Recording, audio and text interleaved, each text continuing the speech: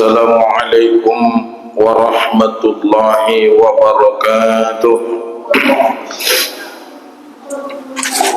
Alhamdulillahi rabbil alamin, wassalatu wassalamu ala nabiyil mursalin wa ala alihi wa ashabihi ajma'in.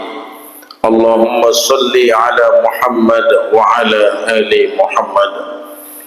Bersyukur kepada Allah dan juga berselawat kepada Rasulullah adalah sebagai bukti syukur kita sebagai hamba dan juga sebagai umat Nabi Muhammad, dan juga terus kita menggali tuntunan Allah dan Rasulnya sebagai bekal kita hidup di dunia, terlebih bekal hidup kita di akhirat. Dan insyaallah kita akan lanjutkan kajian Quran surah ke-47, surah Muhammad, ayat yang ke-11 sampai ayat 14 insyaallah. Baru setelah itu kita berdiskusi. A'udzubillahi minasyaitonir rajim. Zalika bi anna Allaha maulal ladzina amanu wa annal kafirina la maula lahum. Yang demikian itu karena sesungguhnya Allah adalah pelindung bagi orang-orang yang beriman, dan sesungguhnya orang-orang kafir itu tidak mempunyai pelindung bagi mereka. Ayat ini berkaitan dengan beberapa ayat lain, termasuklah pada surah Al-Baqarah ayat 257. Allah menyebutkan Allahu waliyul ladzina amanu yukhrijuhum minaz zulumati ilan nur. Allah adalah pelindung orang-orang yang beriman. Dia mengeluarkan mereka dari kegelapan kepada cahaya. Dan orang-orang kafir, pelindung-pelindung mereka adalah taghut yang mengeluarkan mereka dari cahaya kepada kegelapan. Bapak Ibu sekalian,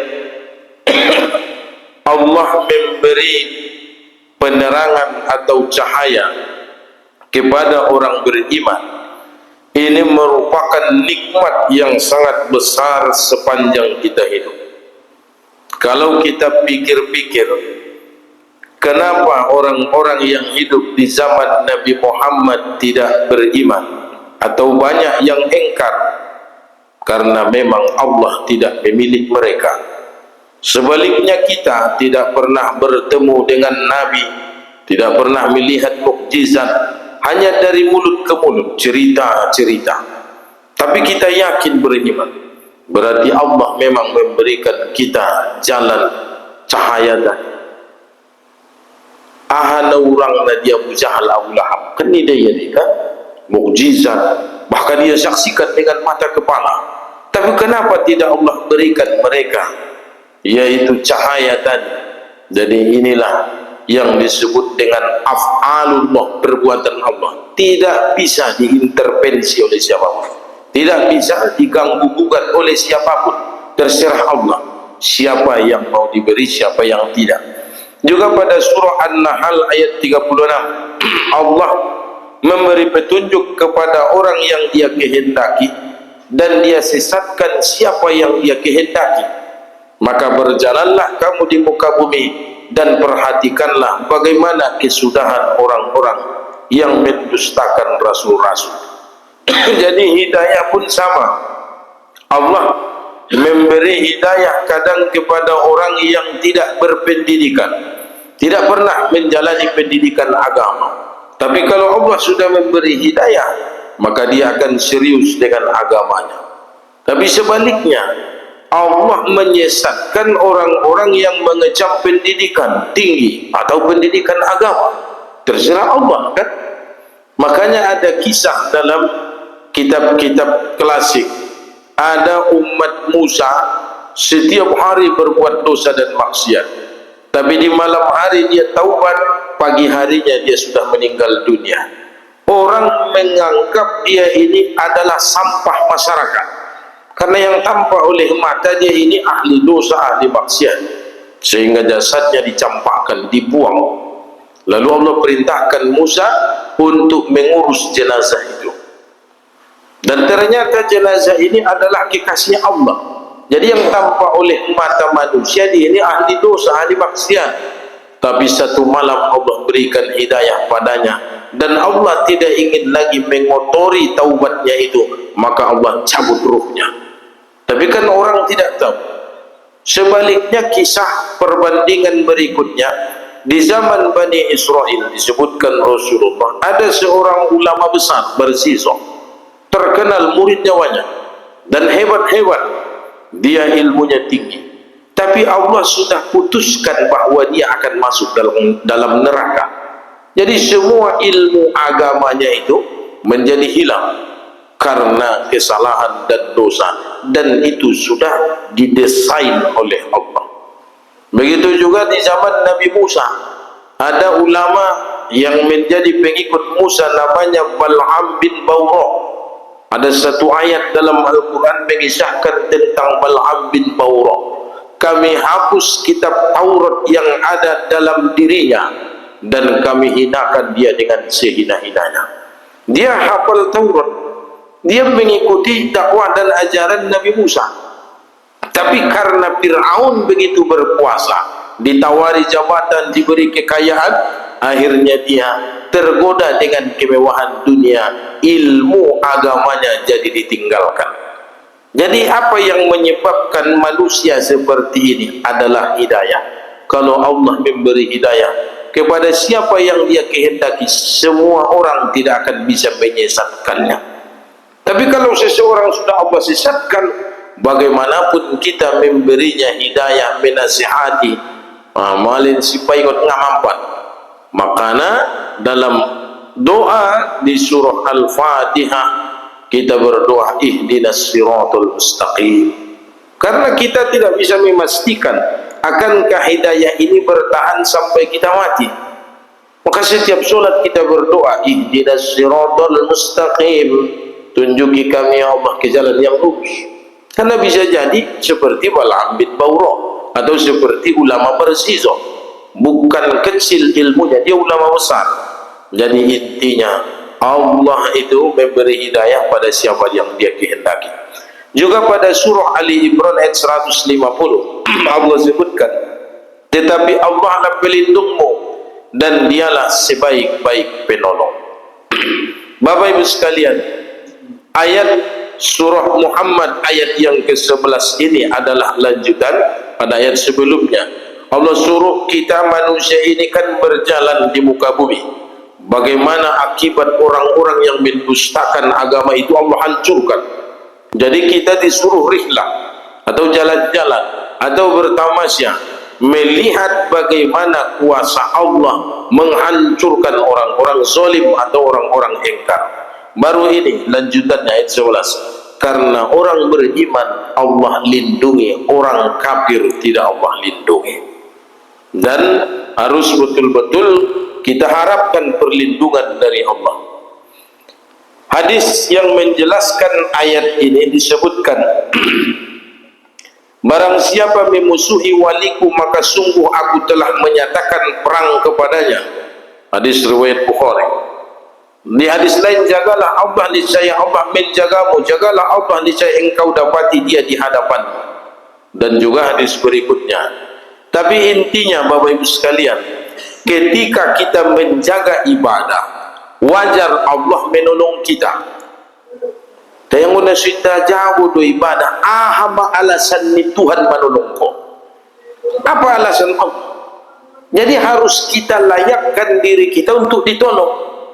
Harus dilayakkan diri kita untuk dibantu oleh Yang Maha Kuasa. Untung dia sumbayang indah, puasa indah, beribadah indah, ya harus punya pertolongan di Allah. Kan nasut tahu diri melaknai. Jadi harus sadar diri. Kita benar-benar mengharapkan pertolongan Allah, tapi tanya dulu, layakkah dirimu mendapatkan pertolongan Allah? Bagaimana agar diri kita layak mendapatkan pertolongan Allah itu? Pada hadis yang ketiga ini disebutkan oleh Rasulullah, barang siapa memusuhi waliku maka aku umumkan perang kepadanya. Siapa ini wali Allah? Dia lebih sesuatu yang lebih aku cintai daripada kewajiban yang aku tetapkan atasnya.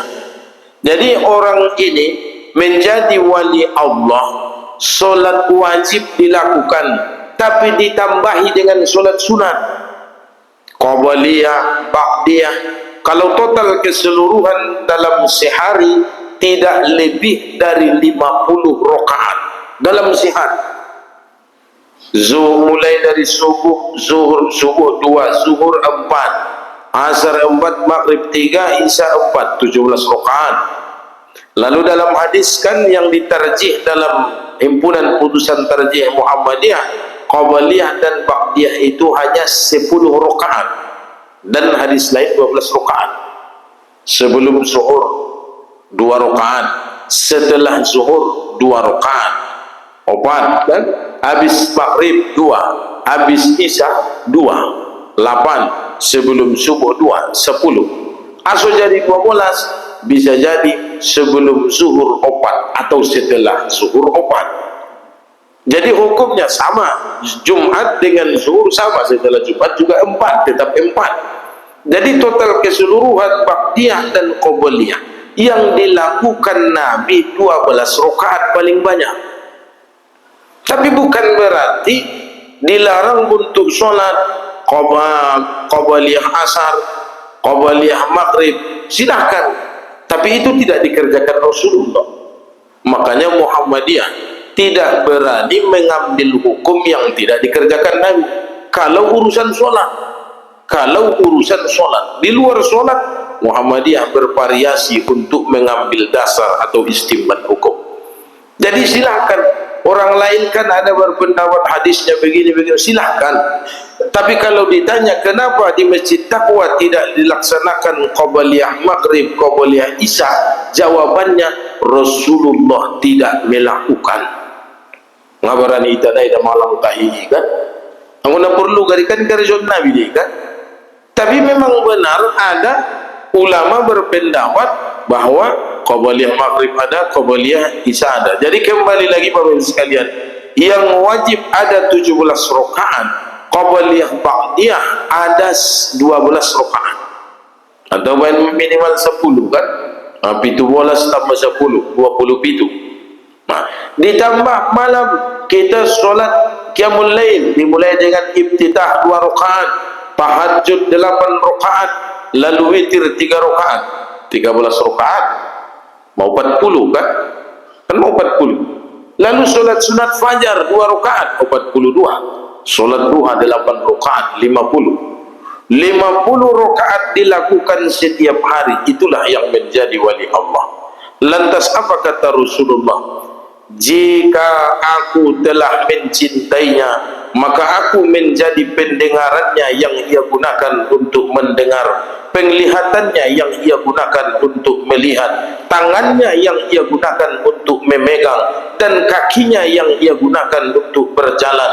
Jika ia meminta kepadaku, pasti akan aku beri, dan jika dia berlindung kepadaku, pasti akan aku lindungi. Hadis riwayat Al-Bukhari nomor 6502. Jadi Bapak Ibu sekalian, lakukan dulu ibadah, jagalah dulu Allah. Artinya dengan menjaga ibadah, kita bertemu dengan Allah menurut tuntunan dan syariat yang sahih. Lalu setelah itu baru layak kita minta pertolongan. Untuk nawajib saja ditinggal dunia doa kan. Nah, ia berharap pertolongan di Allah dalam bentuk bantuan ekonomi, bantuan persoalan rumah tangga, bantuan paturi anaknya, bantuan paturi penyakitnya, solatnya sungai jago ya, karena so tahu diri manusia. Jadi sama halnya logika atau cara kita berpikir. Anggona suitan dai di bupati doiba marharu pi bantu ya. Kan napa kenal-kenal pun dia laknai ngalih kan da bupati ya. Tapi coba kita sudah kenal dengan pejabat, sering makan dan istirahat, tidur di rumah kita, ditambah busek keluarga terdekat ni bahkan seruaman dokon deh kan. Jadi dengan manusia bisa kita pahami, orang yang dikenal, orang yang betul-betul diperhatikan akan senantiasa mudah meminta sesuatu. Maka dengan Allah juga sama, jauh lebih baik Allah daripada makhluk. Allah maha baik di antara semua kebaikan yang pernah ada. Maka untuk itu jagalah ibadahmu, lakukanlah kewajiban-kewajibanmu, tambahi dengan ibadah yang sunat, maka Allah akan mengangkatmu menjadi walinya. Jadi jangan kita menganggap bahwa waliullah itu yang setiap hari memegang tasbih, pakaiannya dengan gaya-gaya Arab, pakai sorban, pakai jubah, manam betul zarobenna inda iwan. Dalam hadis kudusi atau dalam hadis sahih yang disebutkan dalam hadis ini, yang menjadi wali Allah walaupun pakaiannya sederhana, tapi yang wajib ia jaga, yang sunat tetap ia pertahankan, itu yang menjadi wali Allah. Diakui manusia atau tidak diakui manusia, kita tidak pikirkan. Pokoknya hijau sembahyang dengan sholat 5. Jadi itu orang yang ditolong oleh Allah. Hadis keempat, kemenangan orang beriman. Nabi SAW bersabda, sesungguhnya Allah menolong umat ini atau umat Islam dengan orang-orang lemah mereka, yaitu melalui doa, solat dan keikhlasan mereka. Hadis riwayat An-Nasai, Abu Daud. Dan di hadis ini lebih jelas lagi, doa itulah yang mengundang pertolongan Allah, ditambah lagi solat, ditambah lagi keikhlasan. Maka kita pun dalam setiap persoalan, dalam setiap kesulitan, senantiasa disuruh berdoa. Berdoalah kepada Allah, tentu dengan solat, kan? Jangan pula melangkahi dengan perintah ayat yang lain, karena Allah, di ayat lain kan Allah sebutkan wasta'inu bis sabri was solat. Minta tolong kepada Allah itu dengan sabar dan juga dengan sholat. Tapi bukan berarti dijadikan sebagai nama dari sholat. Ada memang pendapat sebagian ulama, jika ada hajatmu maka laksanakanlah sholat sunat 2 rakaat, dan persyaratan sholatnya dicantumkan. Sholat itu disebut dengan sholat hajat. Jika kamu melakukan itu maka hajatmu akan dikabulkan. Atau orang ulama lain menyimpulkan, paling tidak sekali seumur hidup laksanakanlah solat hajat. Nah, dalam kajian sunnah atau dalam pemahaman di Persyarikatan Muhammadiyah, solat itu urusan ibadah, harus ada dalil. Hanya kita dapati dalil wasta'inu bis sabri was sholat. Mohonlah pertolongan kepada Allah dengan sabar dan solat. Berarti bukan solat hajat saja yang dimaksud, setiap kita solat. Jadi misalnya adung hajat roh solat maghrib, habis solat maghrib tu akon, habis solat sunat tu akon muse, roh muse solat isya, habis solat isya tu akon. Jadi tidak ada nama solat secara khusus untuk menyampaikan hajat yang disebut dengan solat sunat hajat menurut tarjih Muhammadiyah. Tapi apapun hajatmu dan keinginanmu kepada Allah, sampaikan itu setelah solat. Jadi Robenon membayar kesulitan. Kalau solat hajat di malam hari dikerjakan 4 rakaat antara maghrib dan isya. Ipi yang pun malam Jumat akan namarubit tu kan? Malam Sabtu bo hajaton. Wah itu julu malam Jumat laro. Akan terlalu rumit. Dan juga kalau dikerjakan di siang hari, maka lakukan itu hanya 2 rakaat dengan niat begini, bacaannya ini, surahnya ini. Jadi Islam memang menyuruh kita berdoa kepada Allah, menyampaikan hajat dengan solat. Tapi dalam tarjih Muhammadiyah hanya mengakui solat yang ada menurut Rasulullah dan juga para sahabat-sahabat terdahulu.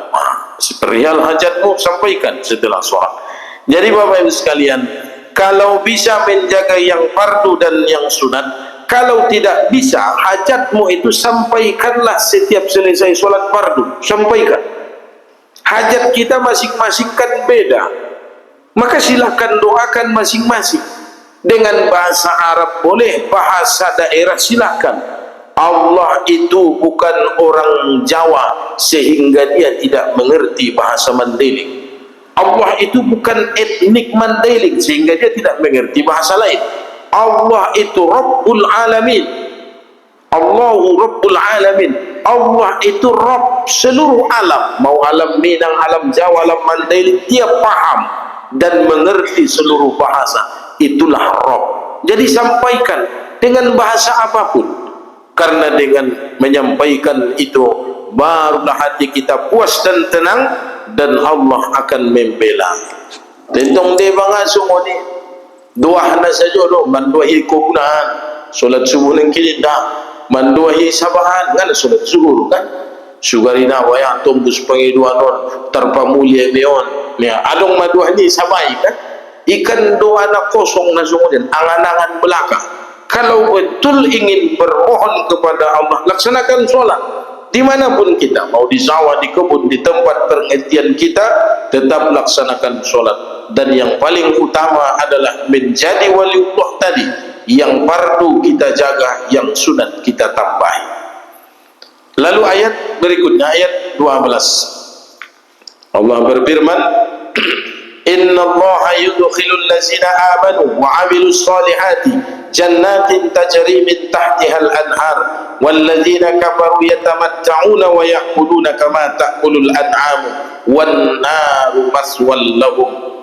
Sesungguhnya Allah memasukkan orang-orang yang beriman dan mengerjakan amal soleh ke dalam surga yang mengalir di bawahnya sungai-sungai. Adapun orang-orang kafir, mereka bersenang-senang di dunia dan makan seperti binatang ternak makan, dan neraka adalah tempat tinggal bagi mereka.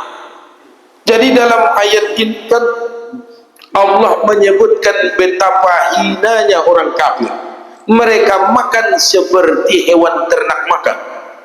Kalau ulama kita dahulu seperti Buya Hamka menuliskan dalam karya-karyanya, kalau hidup hanya sekedar hidup, babi di hutan juga banyak yang hidup. Kalau makan hanya sekedar makan, kera di hutan pun, monyet di hutan pun banyak yang makan. Jadi kalau kita hanya sekedar hidup, nama numpang mangun bikinjang duniawan, binatang di kubudan mahat tidak mangun. Jadi yang boleh nama jalaki mangan banyak. Kan ngadu ngartina iba manusia bedanya dengan hewan. Jadi apa yang membedakan kita dengan hewan? Iman yang membedakan itu.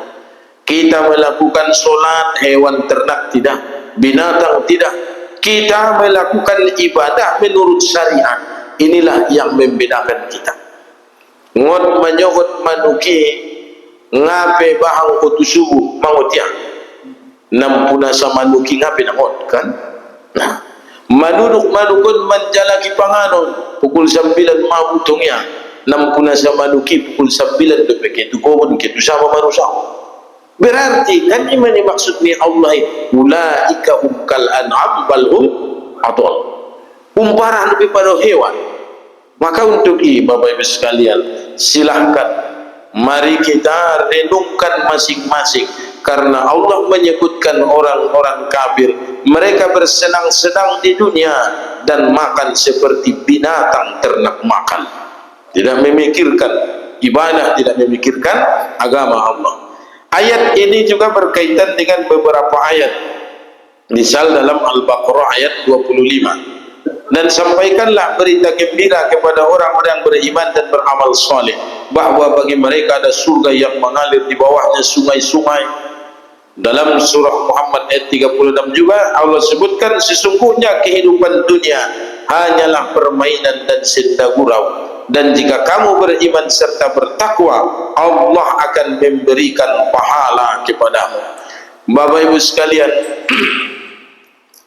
sugarina beribadah kita 24 jam, beribadah, solat, berzikir, bertasbih, pokoknya sudah ibadah kita karejoon siang dan malam 24 jam, maka ibadah itu tidak akan terasa nikmat.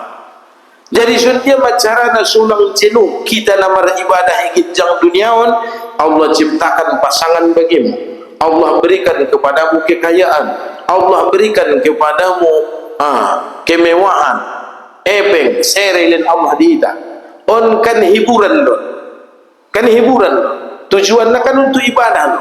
Wa ma khalaqatul jinna wal insa illa liya'budun. Allah menciptakan jin dan manusia kan untuk beribadah. Tapi agar ibadah itu tidak terlalu membosankan, maka Allah sediakan fasilitas. Ada tempat rekreasi, ada tempat bermain. Tapi yang namanya hiburan jangan menjadi tujuan. Karena tujuan utama kita kan ibadah. Misalnya kita marmayam tujuan tu sibolga. Ikan hiburan. Anso ulang mategang tu urat-urat sarap warna represif. Tapi kalau dijadikan itu tujuan, maka kita akan menetap dan tinggal di Sibolga. Bagas mission anggota keluarga mission maksud dia ni kan gawat kan. Dan begitu juga lah makna Quran menjelaskan tugas utama manusia adalah beribadah. Adapun kendaraan, mobil, kobun, bolak, sabah, bolak, epeng, mugok, hiburan, sendau gurau, itu hanyalah sebagai penyenang hati. Orang kafir menjadikan itu sebagai tujuan utama, ibadah ditinggalkan. Jadi ibaratna namomuando palaita bandingkon tudak daganaki ilehe di daganapun ayam-ayam ima permena ima dunia bukan len motor-motor, lalu gara-gara di motor-motoron lupa yang mangan indah bemodo marian kan, indah bemari dipotang, indah be istirahat cepat. Artinya iba sebagai orang tua biar dikira-kira saumpama lengadong mepengmu bapak ibu sekalian, lengadong mepengmu rado pehoi mana busi ayam-ayam di dana kutambana ngarai babibi asu kompensego siya. Tapi coba sebaliknya, jika si anak ini baik, di pagi hari dia mandi, dia sarapan, setelah itu dia bermain dengan mainannya, datang waktu zuhur dia pun istirahat, pulang ke rumah dia pun makan dan tidur siang, lalu bangun main lagi, waktu sore pun tiba dia mandi tanpa diperintah, kemudian malam hari dia pun tidur. Sugarina dong epeng ni baradi ke mana bayi kan, ada nama bisuk anak ni bayi pala dong ayam-ayamnya. Dunia adalah senda gurau kata Allah. Kemewahan di dunia ini adalah hanya permainan. Lalu jangan jadikan permainan ini sebagai tujuan utama, melupakan solat, melupakan tugas dan tanggung jawab. Dan inilah yang Allah maksudkan pada surah Muhammad ayat 36 tadi. Dan Rasulullah sallallahu alaihi wasallam menjelaskan dalam hadis, misal orang kafir itu makan dengan 7 usus, sedangkan orang mukmin makan dengan 1 usus. Hadis riwayat Al-Bukhari dan Muslim. Jadi orang yang tidak beriman apapun akan dimakan. Ini maksudnya pitu ususna. Mulakna beriman di sana dia ususna. Maksudnya mudah kenyang. Manombolan ni pangan mindahan ni pul-pul may apalagi matubak mabutong kan. Tijubo lehen na tubak-tubak na kapiri. Sama sabas kum daging ni babi ibu lingurang lebih siang. Ay mapalain dia beriman. Jadi orang beriman Allah cukupkan walaupun sedikit yang dimakan tapi barokahnya banyak. Jadi orang beriman itu mudah kenyang, mudah puas. Yang tidak bisa puas itu adalah orang yang bermasalah keimanannya. Lengna orang kurangan ben iman ini bermasalah. Dan hadis lain disebutkan dunia adalah penjara bagi orang mukmin dan surga bagi orang kafir. Jadi ad-dunya'u sijjinun, maksudnya sijjin artinya dikurung, songon di penjaraan, ruangan namenek, lalu pintu na pintu bos pakai jarodak kan, indah bisa bebas.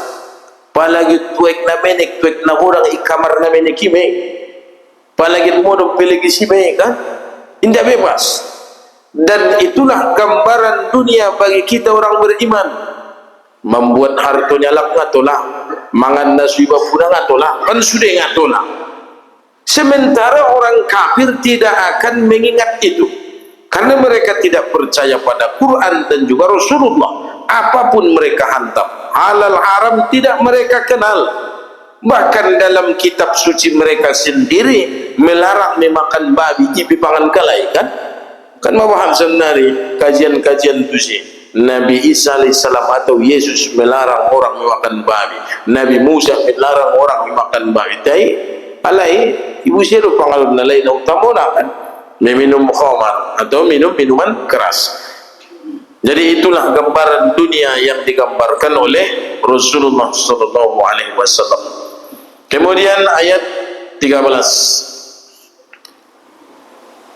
Allah berfirman, wa ka'ayyin min qaryatin hiya ashaddu quwwatan min qaryatika allati akhrajatka ahlaknahum fala nasira lahum. Dan berapa banyak negeri yang lebih kuat daripada negerimu atau Mekah yang telah mengusirmu, kami telah membinasakan mereka, maka tidak ada seorang penolong pun bagi mereka. Bapak Ibu sekalian, dalam surah Al-Ankabut disebutkan Allah, maka masing-masing kaum itu kami siksa karena dosanya. Di antara mereka ada yang kami timpakan hujan batu, ada yang disambar petir, ada yang kami benamkan ke dalam bumi, dan ada yang kami tenggelamkan. Umat Nabi Nuh ditenggelamkan, umat Nabi Lut dimasukkan ke dalam bumi, kan, dibenamkan ke dalam bumi. Ada yang disambar petir, kaum Ad, kaum Samud. Ini semua kan sudah Allah azab. Kaji kita di surah sebelumnya atau kaji kita sebelumnya, dan ada kaum Tubbah, ada ashabul Aika, ada umat Nabi Nuh, umat Nabi Lut, umat Nabi Hud, umat Nabi Saleh. Semuanya kan hancur. Yang mau kahon Muhammad enteng duwai dining Allah. Tapi Allah tidak menimpakan azab kepada Makkah itu. Kenapa? Karena Rasulullah juga tidak mengharapkan dan tidak membutuhkan. Ngara alai Tuhanku mangyudkon ajaran no sampionon anak nalai. Dara anak nalai kaum punalai. Jadi indara putus asa dan minta. Jadi Rasulullah itu menghindari, memohon azab dan juga bencana kepada manusia. Dan juga hadis yang populer dan terkenal kan, ketika Rasulullah berangkat ke negeri Taif, lalu dia disambut dengan batu, dengan kotoran, dengan buah-buahan, sayur-sayuran yang busuk, sehingga kena pelipis Nabi manetir darungun boyon bumanetik netek kan, manetik netek. Ditawarkan malaikat Muhammad, asal idwahkon kotu Allah ansui karomkon negeri Taifon abi balikkon gunumon ning malaikat. Tapi ahamaning Rasulullah, oh Tuhanku, bobe songodon penghinaan itolak kalayau ilempari alai indara alai madari modakwahkon inda mawa Tuhanku asal ulang hope manulakau. Oh karena hebat pedakwah ni Nabi Taif. Jadi Rasulullah tertolak datang ke Taif. Memang usungona udah pribadi Bapak Ibu sekalian, termasuk mahalak na lusok na kitu Taif po piningkalay bahad di serun paha nasi mandi negeri yang subur penghijauan. Nda jo propa ini dan aso ben na umpung na lain na jo lo mangilimpari Rasulullah. Kan? Nadinggan ni ubat ni Rasulullah ilempari dengan batu. Jadi waktu umrah kita tu Taif ni awin daru tahu ni aso malosok. Pahatuk melimpari lain na jolo Rasulullah kan. Memang dengan Nabi alaksana dia usai nomor iman nama dari Taipi, tapi indah ingin roh memandai lokasi itu ni, karena akan dihancurkan oleh malaikat. Tapi Rasulullah justru menolak. Jadi luar biasa akhlak Rasulullah sallallahu alaihi wasallam. Dalam surah Al-Qasas ayat 59 Allah juga berfirman, dan tidaklah Tuhanmu membinasakan negeri-negeri hingga dia mengutus di ibu kota mereka seorang rasul yang membacakan ayat-ayat kami kepada mereka. Nah Bapak Ibu sekalian, sebelum Allah mengazab daerah ini, pajoloi kirim Allah di Nabi dan Rasul balasan dari ulama atau ustaz mubalik ide pajolo. Dan memang indah dong nama narimo sudah membantah dan menolak. Kenapa mereka tidak bisa terima agar Allah punya alasan membinasakan kampung itu? Seulang adong tuntutan di manusia ini. Anggo na salah abi Tuhan na sungai kirim ko dia ami ustaz mau balik ulang ning manusia ibe. Karena mapajule kirim Allah kan. Jadi hati-hati ketika Allah akan membinasakan, Allah kirim dulu dakwah dan masyarakat akan menentang, bahkan berupaya membunuhnya seperti Nabi Yahya gara-gara dia menyampaikan dakwah bahwa raja saat itu, Raja Herodes, menikahi wanita yang tidak layak dinikahi, ditentang oleh Nabi Yahya. Goyak ruan anak purwi isi Nabi bisa membunuh si Yahya menguban udunai dusun ileh upana. Nabi Yahya mati dipancung, berpisah kepala dan badan. Lalu ingin diulang lagi pada Nabi Isa alaihissalam, namun Nabi Isa alaihissalam diangkat Allah ke langit kan. Wa ma qataluhu wa ma salabuhu. Bukan dia Isa yang dibunuh, bukan dia Isa yang disalib, walakin subbihalahu, akan tetapi orang yang diserupakan dengannya. Jadi intinya Nabi dan Rasul itu dikirim untuk berdakwah, ditentang oleh manusia. Ada yang mati terbunuh, ada yang Allah selamatkan. Nabi Muhammad Allah selamatkan sehingga tidak ada satupun yang bisa membunuhnya, karena Allah selamatkan. Dan gelarnya tentu lebih tinggi dibanding para nabi dan rasul yang lain. Jadi kita tidak perlu heran kenapa masyarakat, kenapa manusia menentang kebaikan, menentang dakwah. Memang sudah dari dulu begitu, agar Allah punya alasan terhadap makhluknya membinasakan dan mengazab satu kaum. Makanya lebih dahulu dikirim orang yang menyampaikan dakwah. Pada surah Al-Hajj ayat 45 Allah sebutkan betapa banyak negeri yang telah kami binasakan karena penduduknya zalim. Kini roboh tembok-temboknya, sumur-sumur mereka tidak terpakai, dan istana-istana megah mereka kosong. Kaum Ad bisa mengukir, bisa memahat gunung-gunung yang keras. Kaum Samud juga penuh dengan kemewahan kan. Makanya sampai turusan nani umat ni Nabi Salih ni bonom kon ni Allah itinggal kon Allah sada gunung naik. Nah lulut madai dari zaman Nabi Madu aduk sampai turusan nari leng aduk. Ngon zaman Nabi Salih sampai turusan nari leng adung gunungi. Cuma itu konon Tom Salih atau daerah Al-Ula, tempat yang dilarang untuk tidak dikunjungi, agar tidak dikunjungi. Namun ketika kita melihat peninggalan-peninggalan di zaman Nabi Salih yang Allah azab itu, betapa hebatnya bangunan di masa itu. Jong-jong kita ipin tunai menek duita itasan nari dah kena lampas me kaum Samud, namun Allah binasakan. Jadi Bapak Ibu sekalian, Allah mengingatkan kita nangkun nyabat mabiting turwa muna mangulun ning Tuhan. Daw na umbeting pano umwabisi ning Allah. Daw na kayo, na hebat, na jauh. Abis ubay ni sudah ning Allah. Palangayakin ko muligin ko mo daerah-daerah naik. Tembok-tembok na hancur ning Allah. Jadi sundia hebat kemewahan ni baik di manusia. Kalau manusia telah zalim dan Allah mengazab, tidak ada yang luput dari azab Allah. Dan Rasulullah juga sudah menjelaskan, sesungguhnya Allah memberi penangguhan, tidak langsung menghukum kepada orang yang zalim, tetapi apabila Allah mengazabnya, maka dia tidak akan melepaskannya. Hadis riwayat Bukhari Muslim. Jadi Allah menunda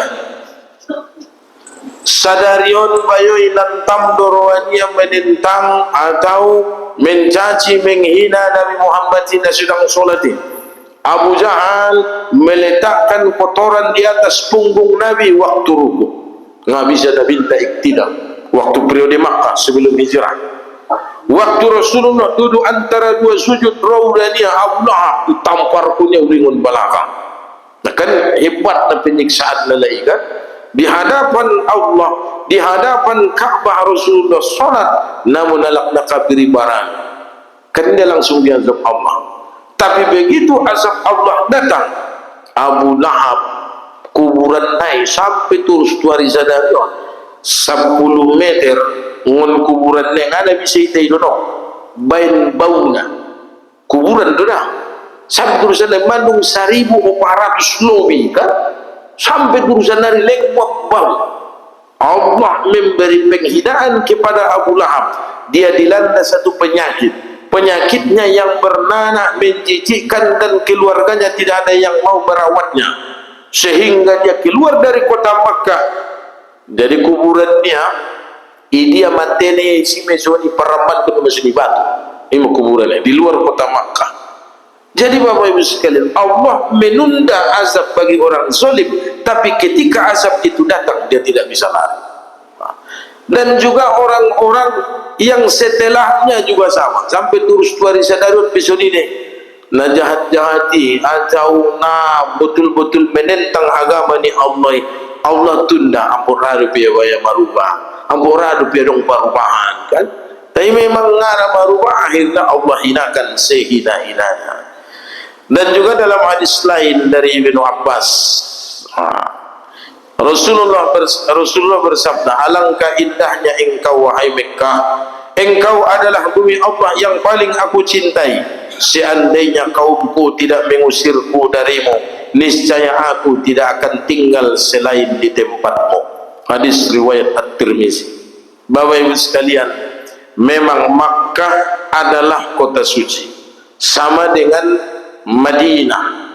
Makkah menjadi suci karena ada Baitullah di situ, dan Allah akan tetap menjaga. Walaupun orang sudah memberitakan atau melihat, menyaksikan banyak keanehan, banyak maksiat di tanah Arab, tapi Makkah tetap Allah lindungi. Ya, harus kita yakini. Jadi idealnya lakna berbuat dosa maksiat di luar Makkah deh, di kota Riyadh dan di kota Dammam, artinya di luar Makkah. Kalau Makkah itu tetap Allah lindungi sampai datang pun Dajjal, Dajjal tidak akan bisa masuk. Tayang butuh Arab Saudi ikan bolak deh, adong di kota-kota lain kan. Makkah tidak akan bisa dimasuki Dajjal, tidak akan bisa dimasuki Ya'juj wa Ma'juj. Jadi bagaimana dengan orang-orang yang tidak beriman yang tinggal di Makkah, atau orang-orang kafir suatu saat meminta perlindungan lari ke Makkah? Mudah bagi Dajjal untuk memancing itu keluar. Ipalu yang musik gogo-gogo luar berkeluaran mesudai kan, alak nai mokai kan keluar mesudai. Jadi Allah itu akan melindungi Makkah, dan Rasulullah cinta dengan kampung halamannya. Tapi karena dia telah diusir, makanya pindah ke Yasrib.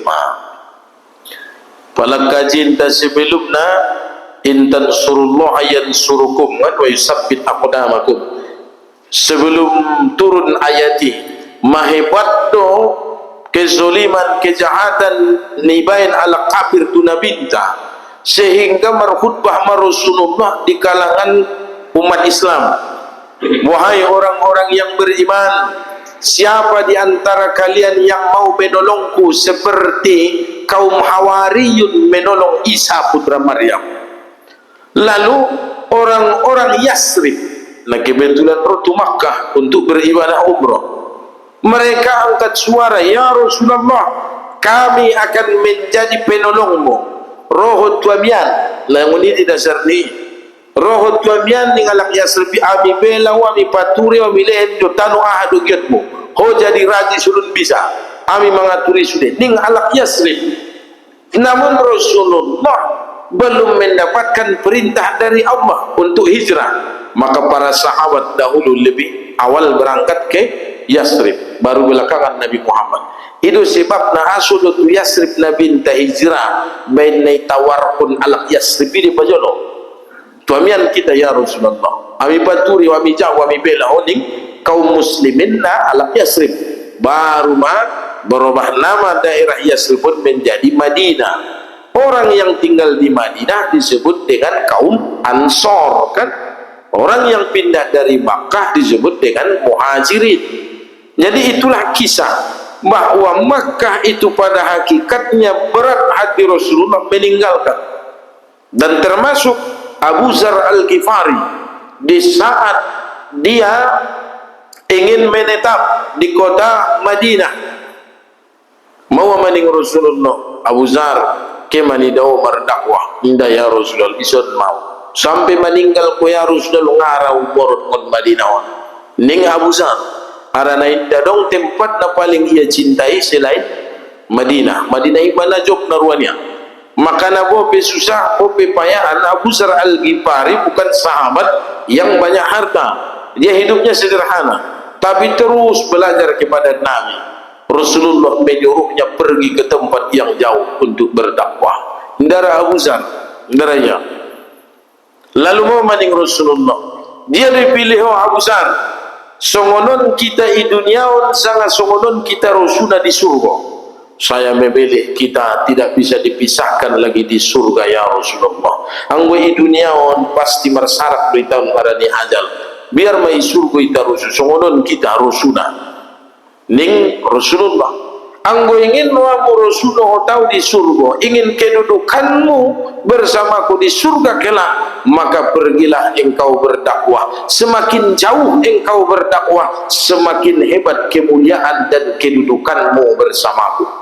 Baru memantap perasaannya Abu Zar Al-Ghifari meninggalkan kota Madinah. Lalu ketika Abu Zar akan berangkat, Rasulullah berpesan, Abu Zar, ketika engkau akan pulang kemari, kau akan mendapati batu nisan dan gundukan kuburanku. Mengangguk tangis Abu Zar.